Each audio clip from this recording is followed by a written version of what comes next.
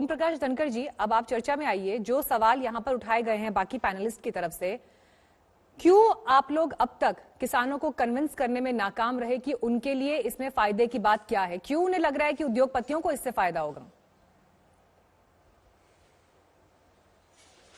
देखिए मीनाक्षी जी, इसमें शुरू से ही एक जगह से इसका जो विरोध शुरू हुआ और उस विरोध में बहुत सारी बातें ऐसी बता दी गई कि जिनको समझते समझते या एक स्वीकार करते हुए थोड़ा समय लगेगा।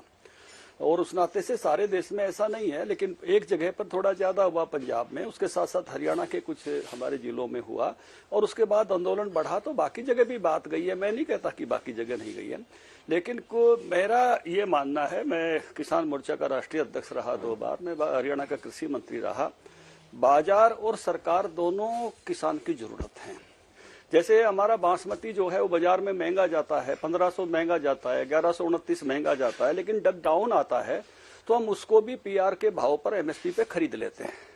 तो दोनों की साथ साथ जरूरत पड़ती है। जैसे बीज हम देते हैं तो 25% हम बाजार में लेके बैठते हैं, किसान को महंगा बीज ना मिले। अगर बाजार महंगा करता है तो हम उसको 35 कर देते हैं, 35 का 50 कर देते हैं, जिससे किसान को ठीक भाव पर बीज मिलता रह जाए।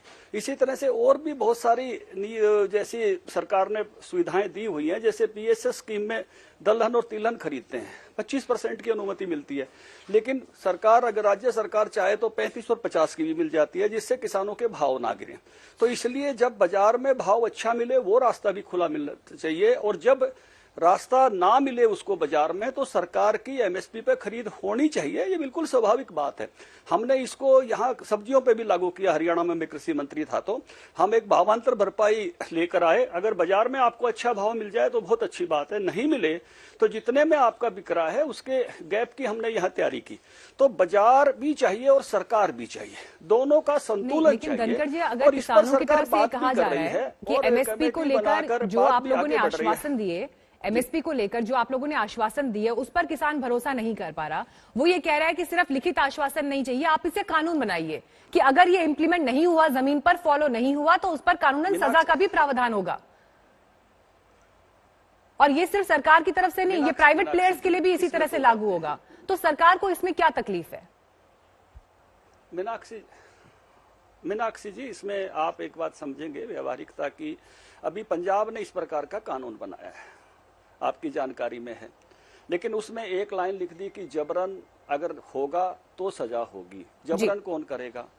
फिर पंजाब ने कानून तो बना दिया, लेकिन उसकी कोई मीनाक्षी जी व्यवस्था नहीं की। व्यवस्था के बिना कानून केवल एक कागज मात्र है, क्योंकि अगर कैप्टन अमरिंदर कोई व्यवस्था करते तो व्यवस्था से ध्यान में आता। क्योंकि जब मैंने उस कानून को देखा और व्यवहारिक स्थिति को देखा, उस कानून की व्यवहारिक स्थिति के बारे में जो कैप्टन अमरिंदर ने बनाया, जो मुझे ध्यान में बात आती है वो आपसे मैं साझा कर रहा हूं। अगर खरीदने की व्यवस्था ही नहीं की और आपने बना दिया कानून तो क्या काम आएगा?